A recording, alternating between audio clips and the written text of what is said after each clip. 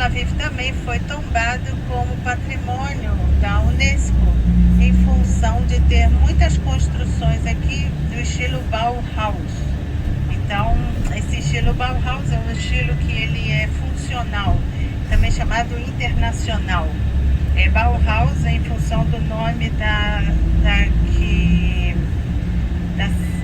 faculdade Bauhaus que tinha na Alemanha, e quando Hitler subiu à frente do partido nazista, ele fechou essa faculdade, e os estudantes, assim como os professores, de maioria eram judeus, e eles então vieram para Israel, e aqui muitos vieram para Israel antes ainda de serem perseguidos, e eles aqui construíram muitos prédios do estilo Bauhaus. Então a gente vê aqui nessa rua, a gente vê menos, a gente tem mais para a parte sul. Então, infelizmente, eu aqui agora não vou poder mostrar nada muito característico para vocês. Mas ele compõe assim uma varanda muito grande para entrada de ar, parece um caixote, na verdade. Não é uma construção bonita, mas é uma construção funcional. Bom, ali à esquerda vocês estão vendo aquelas pessoas ali de saia comprida, estão vendo? Com lenço na cabeça. Não são muçulmanos, são judias, que hoje é o dia da praia delas. Ou seja, a gente tem uma praia aqui aberta só para mulheres no dia de hoje. E amanhã é para os homens. Então, é uma parte da praia que ela é toda fechada, assim, lateralmente, óbvio. E aí as mulheres é que vão para as religiosas não se misturarem com os homens e poderem ir à praia. Mas lá também elas continuam de roupa, elas não tiram a roupa. Só as seculares é que aproveitam para ir fazer topless na praia das religiosas, porque só tem mulher. Então, as seculares gostam de ir nessa praia. E no dia seguinte é o dia dos homens. Não, é aberta para as mulheres, só não pode entrar os homens. Aqui à esquerda a gente tem o Porto de Tel Aviv. Esse porto aqui foi criado mais ou menos em 1933, eu vou explicar porquê, mas olha aqui à direita e à esquerda, a gente tem aqui o rio Ayarkon, que vai desembocar lá no Mediterrâneo. Esse aqui do lado direito, onde o rio passa, esse parque, ele é um parque fantástico aqui em Tel Aviv. Ele une duas cidades, Tel Aviv e Ramat Gan, e é assim uma área de lazer pública, né? Então você pode vir aqui, você pode fazer esporte, tem quadras de esporte, tem academias ao ar livre, toda aparelhada com aparelhos excelentes, e tem os caiaques que você pode também fazer canoagem, enfim, é um parque. E as pessoas também vêm muito para fazer aqui piquenique. Por que piquenique? Porque Israel se faz muito piquenique, não é farofa fazer piquenique em Israel. Você pode convidar, tipo assim, vamos no parque? Vamos. Você vai levar o quê? Eu levo fruta. Então eu levo sanduíche. E aí as pessoas sentam e as crianças brincam, ou sem as crianças mesmo, as amigas sentam, e tem uns que trazem uma garrafa de vinho, enfim, é um Central Park de Tel Aviv. Então, realmente é um local muito agradável para correr, para fazer tudo quanto é esporte. E ele também, a vantagem é que ele liga com outra cidade, que era Ramat Gan, que fica na grande Tel Aviv. Então, é tudo muito ligado aqui. Você pode sair de Ramat Gan a pé e vir para Tel Aviv. A minha cidade é um pouquinho mais à direita, é Givatayim. Eu venho a pé também para cá, passeando, enfim, é muito agradável. Por favor, esse aglomerado de pedras aqui à direita. Sim. Ali atrás, que você diz? São esculturas, às vezes tem algum significado, às vezes só para realmente embelezar o local. Tem muitas desse tipo de escultura que vocês vão ver que são memoriais. Esse eu não me lembro se é memorial. Não, esse não é memorial, não. Aí tem aqui também muitos shows. Tem áreas que são separadas para shows. Construir um porto para rivalizar com o porto da Via Ápia em Roma. E ele construiu esse porto aqui onde nós estamos. E ele, político, deu o nome da região de Cesareia. Certo? Cesareia em homenagem aos Césares. Depois, com o tempo, como o filho dele, Herodes Filipe, vai fazer uma outra cidade de Cesareia lá no interior, eles vão chamar aquela Cesareia de Filipe e aqui Cesareia Marítima, para diferenciar, tá certo? E o que ele fez aqui? Ele construiu um teatro lindo que vocês vão ver, construiu um hipódromo, aqui já teve briga de gladiadores, um monte de coisa aqui que vocês vão presenciar. E um palácio para ele aqui. Ele tinha vários palácios espalhados em Israel. Um dos palácios ficava aqui. Só que quando esse Herodes o Grande morreu, os filhos foram um desastre. E o filho Arquelau foi pior ainda do que o pai.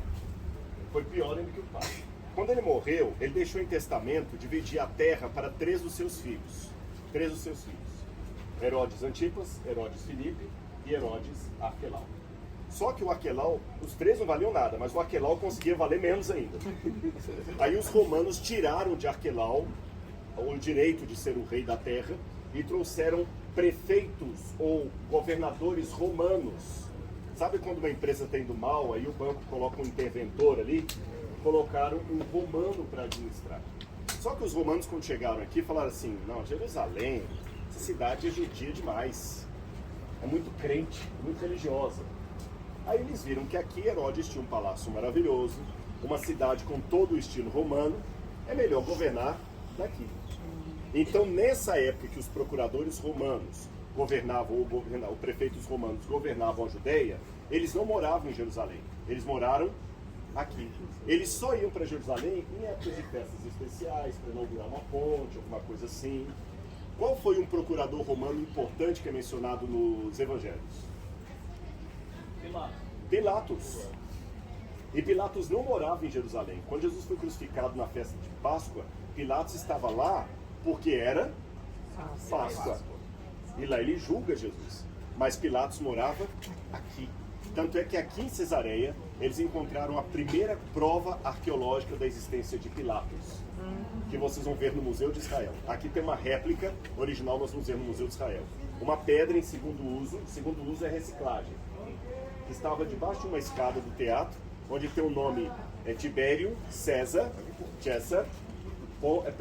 Pôncio Pilatos, prefeitos Judeia, comprovando que Pilatos existiu, foi prefeito da Judeia na época de Pôncio Pilatos. Tá bom? Agora, o que nós vamos ver de interessante aqui? Vamos ao livro de Atos dos Apóstolos.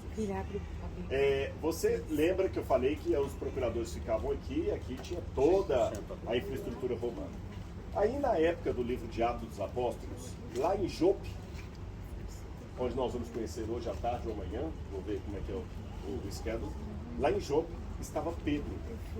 E um anjo apareceu para Pedro e falou: Pedro, vai até Cesareia, porque você vai pregar para uma pessoa que não é judeu e ela vai aceitar Jesus. Vocês já ouviram falar nessa história?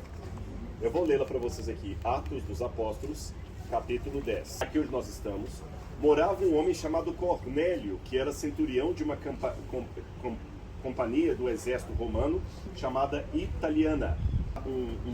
Uma legenda para ambos os grupos. Tá certo?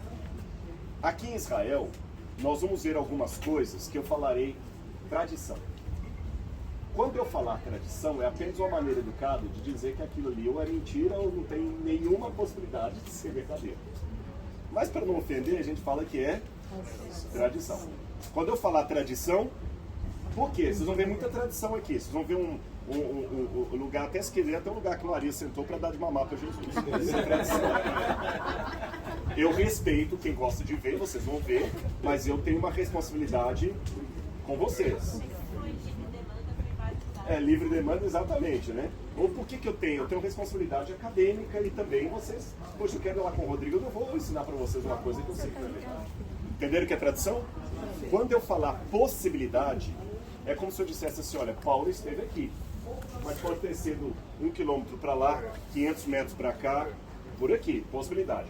Quando eu falar X, é que a certeza arqueológica é de mais de 90%. Se vocês vão ver um monte de X. O primeiro aqui, a provável casa de Cornélio. Vamos ver um outro episódio que aconteceu aqui. Paulo, que estava pregando em Jerusalém, no templo, houve um grande problema. Atos capítulo 21. Atos capítulo 21 conta que Paulo chegou em Jerusalém, e vocês vão entender isso melhor quando eu mostrar a maquete de Jerusalém para vocês, que tinha uma pequena mureta, onde quem não era judeu não podia entrar.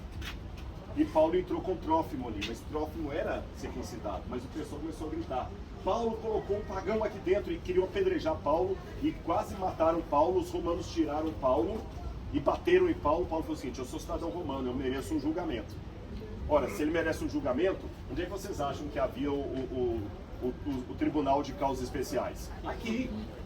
Paulo vem com eles para cá e fica preso aqui aguardando o julgamento. Os judeus de Jerusalém mandam pessoas para acusarem Paulo aqui. E Paulo fica aqui e o governador fala assim: Paulo, eu vou te libertar. Paulo falou assim: não. Paulo conhecia de leis, eu apelo para César. Juridicamente falando, Paulo cometeu a pior burrada que ele podia. Tem algum advogado indo para nós aqui, ou gente da área do direito, juíza? Mas só que sabe por que ele foi para a segunda instância? Por que eu falei que foi burrice? Ele pediu para ir para a segunda instância sem ter sido decidido na primeira. E o juiz já dando garantia que ia soltá-lo. Você só pede para a segunda instância se você perdeu na primeira ou se a decisão não foi satisfatória. Pior, sabendo que ele ia ser inocente. Vou piorar o exemplo que está dando. Ele foi para o STF, sabendo que lá ele ia ser condenado. Ok. Claro. Isso provoca isso, normal. Na hora de se limpar, agora vocês vão ver mais aqui, eles deixavam do lado de fora um jarro com vinagre.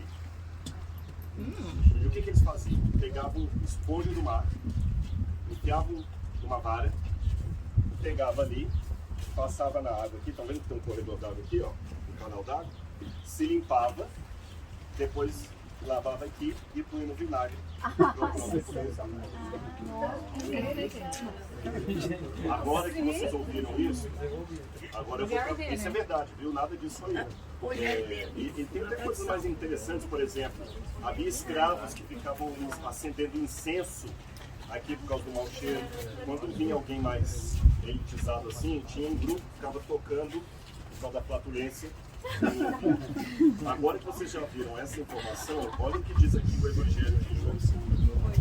Agora, no cômico, eu vou para a parte séria. Olha o que diz o Evangelho de João. Depois, Evangelho de João, capítulo 19, versículo 28 em diante. Depois, vendo Jesus que tudo já estava consumado, para se cumprir a Escritura, disse: tenho sede.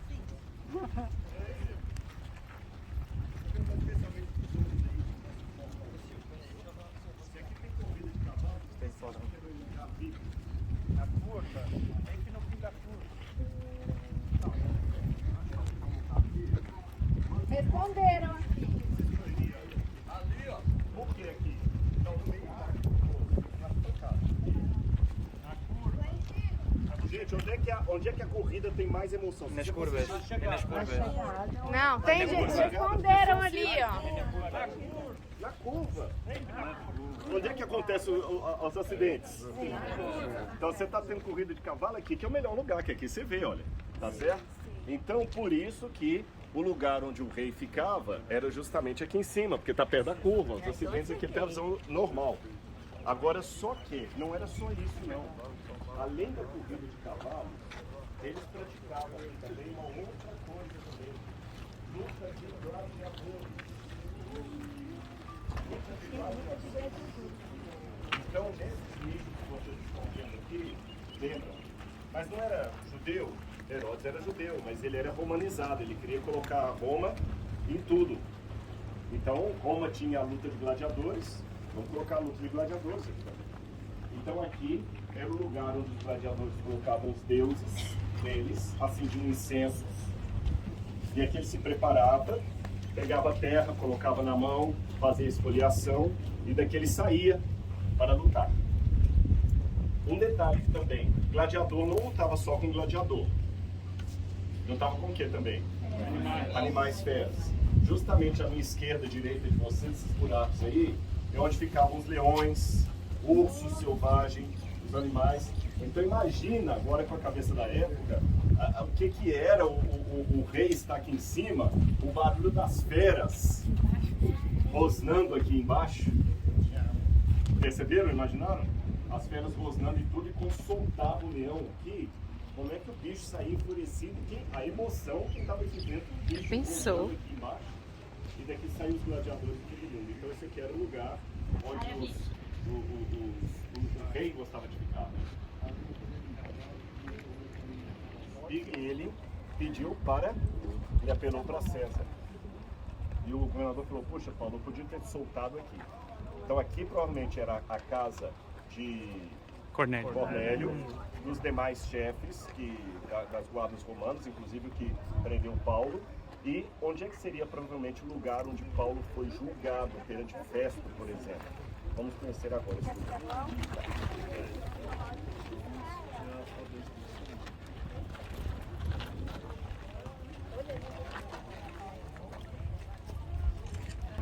E aqui era a sala de audiência, Tribunal de Pequenas Causas. Isso aqui no meio, geralmente, é que os romanos tinham uma questão a ver com a deusa Minerva, que um julgamento sempre era feito junto a uma bacia de bronze cheia de água, onde aqueles que estavam julgando tinham que ver o seu rosto refletido ali na água, como uma demonstração de que Minerva considera todos iguais perante a lei. Lembra que a justiça romana é a mulher com os olhos vendados, e você está julgando, mas lembrando que amanhã pode ser você o julgado, então julgue com equidade. Então ficava uma bacia com água para esse aqui. Alguns até pensam que quando Pilatos pegou uma bacia de água no julgamento de Jesus e lavou as mãos, o fato dele ter uma bacia de água ali era típico dos julgamentos romanos, que você tinha uma bacia de água para ver o seu reflexo. Só que ele quebra o protocolo e lava as mãos e fala assim, eu estou inocente do sangue desse homem. Agora, numa época de cristianismo em que nós temos grandes vantagens e grandes problemas por causa disso, onde as pessoas estão tanto questionando o Evangelho, você vê que um homem como Paulo, ele não teve vergonha de se entregar pelo Evangelho, ele não teve vergonha de dar a vida dele pelo Evangelho, e eu quero levar vocês agora à primeira reflexão espiritual de toda a nossa viagem. Vocês estão no mesmo lugar onde Paulo chegou acorrentado, atravessado de lá para aqui. E aqui ele apresentou a defesa dele primeiro para Agripa. E ele falou com Agripa, eu acredito em Jesus, etc, etc. E Agripa virou e falou o seguinte, olha, por pouco você me persuadiu a ser um cristão. Por pouco. Que pena, né? Por pouco. Aqui também Paulo ouviu dizendo, as muitas letras te fazem delirar, ó Paulo. E foi aqui também que em Atos, no capítulo 25 e capítulo 26, você pode ler isso aqui, Paulo pede para ser enviado para César. E no capítulo 27, quando foi decidido que devíamos navegar para a Itália, entregaram Paulo e alguns dos outros presos a um centurião chamado Júlio do batalhão imperial. Embarcando no navio de Adramítio, que estava de partida para costear a província da Ásia, fizemos-nos ao mar, tendo conosco Aristarco, o Macedônio de Tessalônica. No dia seguinte chegamos a Sidônia. Então Paulo fez essa trajetória. Ele sai daquela placa, algemado, vem aqui, comparece, apresenta o Evangelho, volta para lá, comparece de novo e decide ir para César. Daqui eles tiram Paulo daqui, vão até o porto, mais ou menos naquela mancha que vocês estão vendo lá na frente, estão vendo? No porto ele navega para Tiro, lá no Líbano, do Líbano ele vai para Roma. Aí vocês entendem, aquele homem que lá em Roma vai morrer, mas ele deu a vida dele pelo Evangelho. E eu peço em Cristo Jesus que todos nós possamos ter o espírito que engoliu Paulo. Amém. É muito fácil seguir o Evangelho numa situação de bonança, mas que temos a mesma resistência, mesmo que pedirem a nossa vida. Amém. Tá certo? Esse lugar para mim é especial. Oremos rapidamente. Senhor Deus, que são modestos, de tamanhos, Então, esse é um dos muitos palácios que Herodes tem. Nós vamos conhecer outros. Então, Herodes estava enjoado de Jerusalém, ele vem para cá. Então, imagina isso aqui, o piso todo de mosaico. Olha o mosaico ali embaixo, aqui você tem e esse quadrado que você está vendo ali é uma piscina olímpica. Tem vacina para ele. Uau. Ele tem uma piscina privada para ele.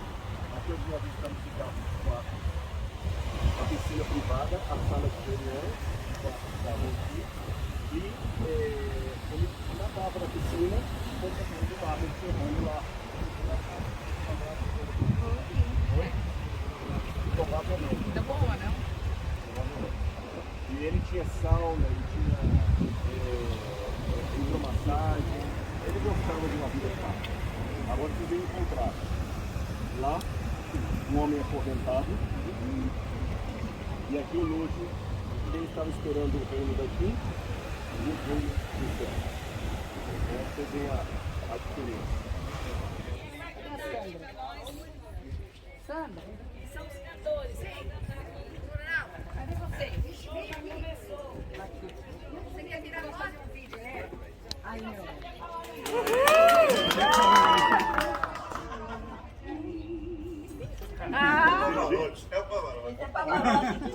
Sem microfone. Agora imagina que essa acústica aqui ainda está prejudicada porque a parede original caiu com o terremoto. E se houvesse a parede, vocês lá em cima me escutariam perfeito ali.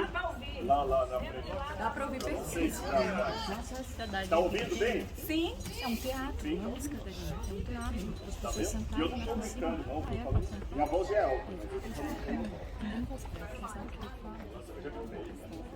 Ele fala no ouvido e às vezes a gente tá caminhando, mas aí a pessoa também. Uma vez eu cantei aqui, quem é adventista aí, eu organizei meu sonho. Eu queria cantar com Arautos do Rei.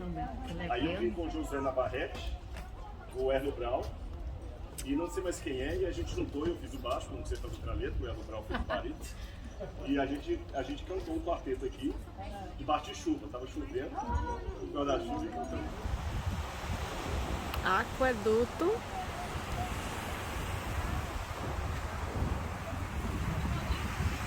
Ruínas do templo, como foram destruídos pelos romanos, e ainda pedaços do templo intactos, como ficaram desde o setembro.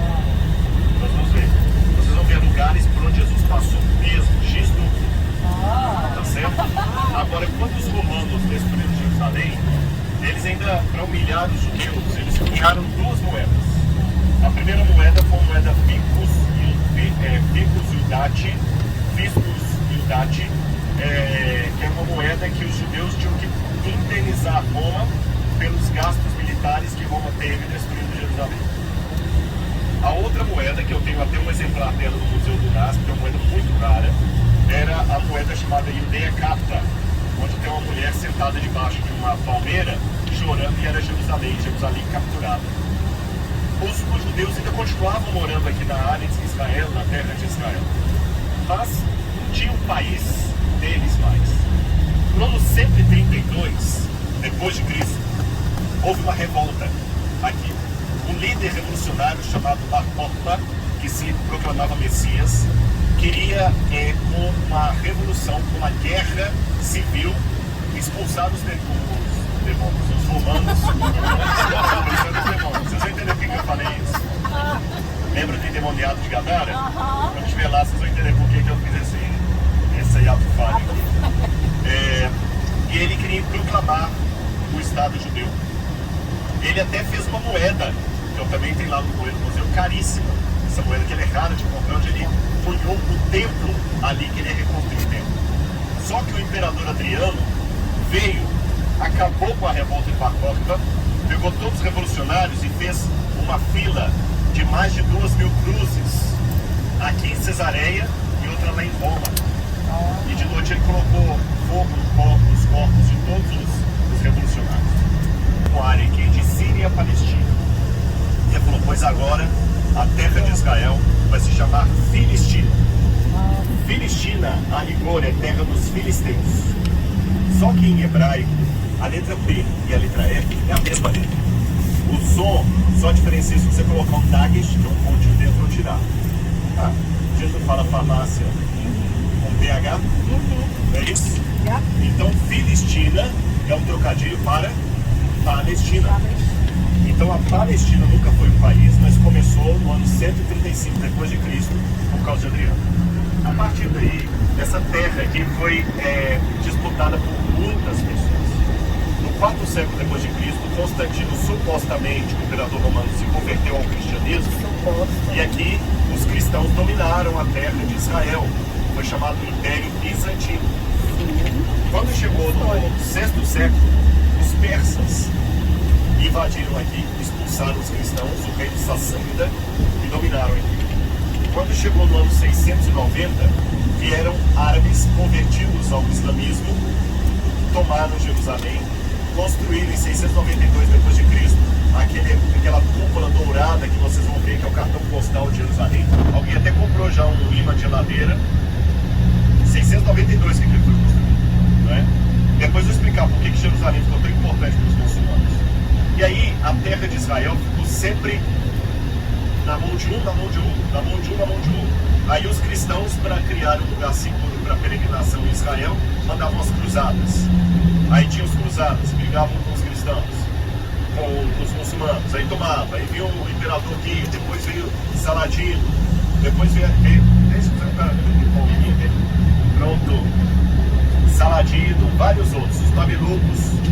Em 1517 vieram os otomanos. Os otomanos tomaram conta daqui e os otomanos foram um império muito poderoso. Só para vocês terem noção, o Império Otomano, o Turco Otomano, ele dominava, anota aí, a atual Turquia, Grécia, Albânia, Macedônia, Líbano, Síria, Jordânia, Israel, Egito, Arábia Saudita. Todos esses países eram parte do Império Turco-Otomano, ou Império Turco. Então Israel pertenceu aos otomanos. Eu não sei quanto se lembra, eu vou dar exemplo de duas coisas aqui. Tinha o Elias Turco, do sítio do Capão Amarelo, e tinha também no Gabriela, do Jorge Amado, o Nassif. E em ambos os casos, o personagem ficava irado quando alguém o chamava de turco. E ele falou, não sou turco, não é isso? Eu sou libanês. Essa confusão entre turco e libanês é por causa do Império Turco-Otomano. Vocês já viram aqueles filmezinhos que tem uns homens do Egito que usam um chapeuzinho vermelho, assim parece um vasinho de terra na cabeça? É época do Turco-Otomano. Aí o que aconteceu? No final do século XIX, o Império Turco começou a se enfraquecer. Os sultões foram perdendo o poder deles. Eles começaram aqui em 1517. Os sultões, século XIX, ficaram muito tempo no poder. Os sultões começaram a perder o poder. Perdeu o poder. Aí virou o século XX. Linda, né? Olha lá. Você já viu o mar? Oi? Infelizmente, aquilo ali é gás natural. Então agora vejam bem, de 1517 até o início do século XX, foi muito tempo que esse cara no poder. E eles começaram a enfraquecer no final do século XIX, e para piorar, o que começa em 1914? Com a morte de Ferdinando, Primeira Guerra Mundial. Isso foi o golpe fatal no Império Turco-Otomano. Em 1923 eles vão criar a Turquia. Vai ser o golpe de Estado com a Atatürk, que cria a Turquia. Mas os sultões, você sabe que quando um empresário muito rico quebra, ele quebrou naquele dia, mas ele já estava começando a bancarrota talvez 2, 3 anos antes. Assim aconteceu com o Império Turco-Otomano. E quando um empresário muito rico quebra, muitas pessoas ficam desempregadas ou sem receber o dinheiro. Concorda comigo? Sim. Se o Silvio Santos hoje quebrar, ele não quebra sozinho. Tem um monte de gente que põe propaganda lá no SBT que não vai receber o dinheiro. Tem ator, tem atriz, tem o faxineiro, tem um monte de gente lá. E assim aconteceu quando o Império Otomano caiu. Isso aqui ficou terra de ninguém, era tudo deles.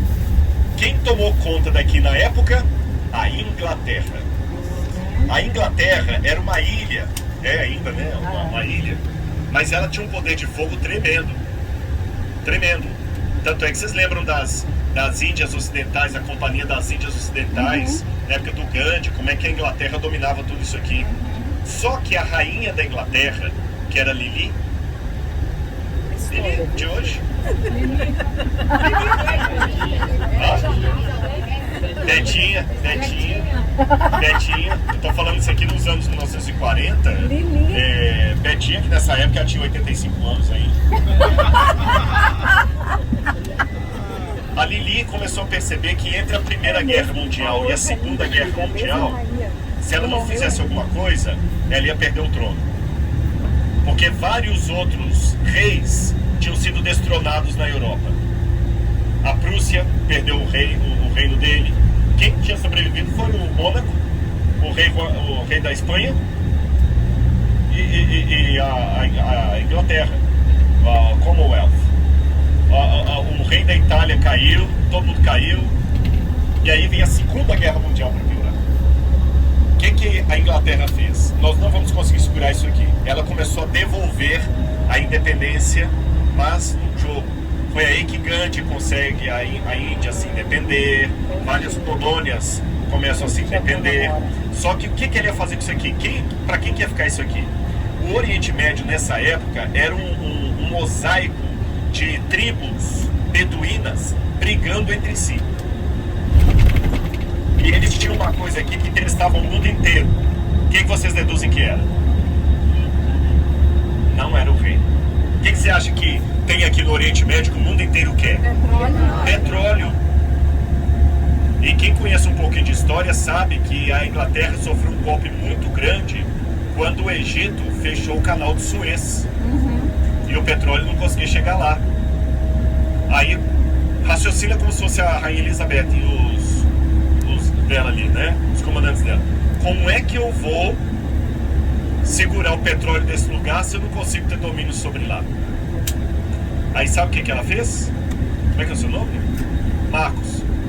Qual cidade você mora, Marcos? Hã? Limeiras. Aí ele mora em Limeira. Hoje eu sou o dono de Limeira, mas eu sei que eu não vou ter condição de segurar a Limeira há muito tempo. Limeira vai pedir independência, eu vou perder. Então eu vou fazer o seguinte: Marcos é meu amigo, a esposa dele falou bem de mim pra ele, ele já veio na viagem me conhecer, já tem uma simpatia. Aí eu vou fazer um acordo. Marcos, você é um camarada que tem renome, você tem sangue azul. Eu vou fazer o seguinte: eu vou doar Limeira pra você e sua família. Você vai dominar Limeira.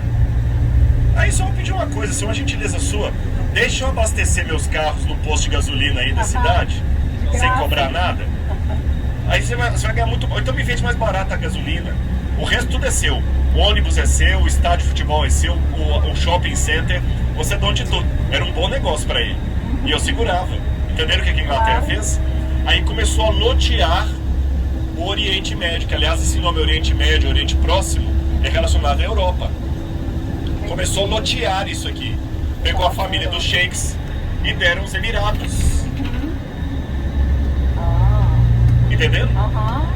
Para outro grupo deu o Líbano. E eles que sentados ali desenharam um mapa do Oriente Médio. Então todos esses países que eu estou citando aqui são fruto de um joguinho de war da Europa. Nem joguinho de war, porque o joguinho de war já vem com o mapa pronto, né? Esse aqui eles desenharam um mapa como eles quiseram. E uma família Hashemita, que era brigada com os Emirados lá da Arábia Saudita, ele falou: não, faz o seguinte, a gente dá pra vocês a terra ali perto do Rio Jordão e tudo mais, e vocês vão chamar ali de Reino Hashemita da Jordânia. Entenderam como foi retalhado tudo isso aqui? Aí nós estamos em plena Segunda Guerra Mundial. Só que a Segunda Guerra Mundial termina com um saldo pior do que o da Primeira. Que além de todo o estrago, toda a tragédia, a Europa estava mais fraca. Porque na Primeira Guerra Mundial a Europa foi muito castigada. Aí imagina, eu vou te dar uma surra, mas uma coisa é eu te dar uma surra agora que você está são. Outra coisa é te dar uma surra quando você está se recuperando de uma surra anterior. Vocês entenderam a questão? Qualquer soco num lugar que já está com hematoma. Então, a Europa ficou pior na Segunda Guerra Mundial. E além disso, 6 milhões de judeus mortos. 20 milhões de órfãos vagando pelas ruas da Europa. E milhões de dólares em dinheiro judeu de famílias que foram mortas no Holocausto.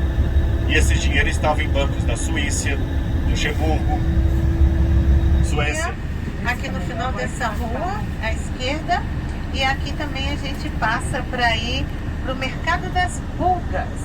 E é um local muito interessante. Depois, se vocês quiserem passear, quem quiser ficar aqui por Jope, quiser depois ir andando para o hotel, fica à vontade, tranquilinho. E tem aqui o Mercado das Pulgas aqui dentro, é um passeio interessante. Quantos quilômetros daqui para o hotel? É porque vende coisa de antiguidade, de segunda mão. Uma vez eu me lembro, eu vou aqui passar para poder pegar. Aí eu botei uma bolsa num banco desse, perto da minha casa. Aí depois eu vim aqui, tava a bolsa vendendo aqui no Mercado das Pulgas. Aqui, ó, aqui dentro tem o Mercado das Pulgas. É interessante porque tem também galerias de arte, é bem badalado esse mercado. Tem uns cafés